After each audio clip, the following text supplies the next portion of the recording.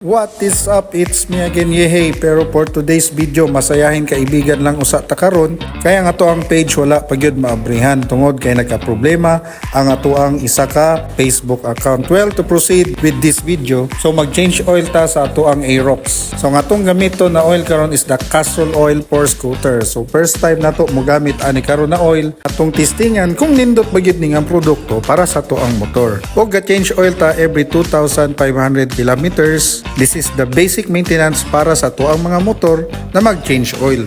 So kita ra gyud ang ga-change oil aning ato ang motor o gituduan ta ni Lloyd's Custom unsaon ang pag-change oil nga dali ta mahuman. O mao ra ni. Daghang kayong salamat ug amping kanunay sa pagbiyahe.